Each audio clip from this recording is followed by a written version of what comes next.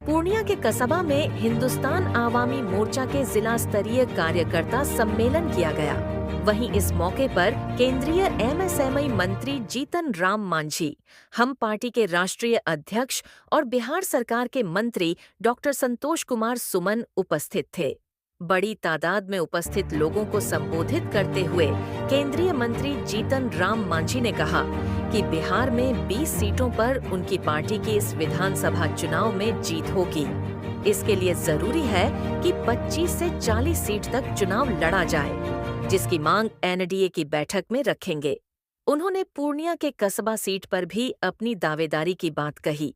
पत्रकारों से बात करते हुए केंद्रीय मंत्री जीतन राम मांझी ने कहा कि सीमांचल के इलाके में उनके विभाग के द्वारा जल्द ही बड़ा सौगात दिया जाएगा, जिसमें छोटे छोटे एंटरप्रेन्योर्स को इस इलाके में विकसित किया जाएगा।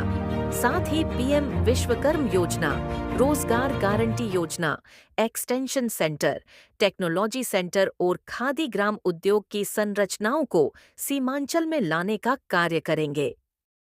हम लोग सब आपस में बैठेंगे, बैठे तय करेंगे। ये हमारे कार्यकर्ताओं की मांग है, जो हमने कहा निश्चय होगा जब एनडीए के लोग बैठेंगे।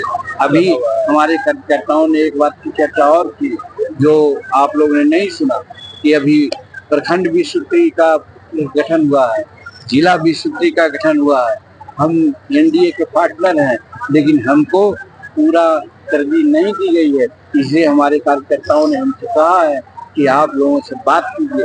और हमने नड्डा साहब से, सम्राट जी से, हमने जायसवाल जी से, हमारे संजय झा जी से, सबसे बातें भी की है कि भाई हमारे कार्यकर्ताओं का जो मनोबल इस तरह से गिर रहा है, उसको आप देखिए। तो कहने का मतलब ये बैठ करके होता ये बात, कार्यकर्ताओं की बात सुबह ने कहा, लेकिन ये हम नहीं कर सकते, क्योंकि हम जो नीति निर्णय की बात होगी उस कमेटी में बैठते हैं, तो उसको हम कैसे कहेंगे।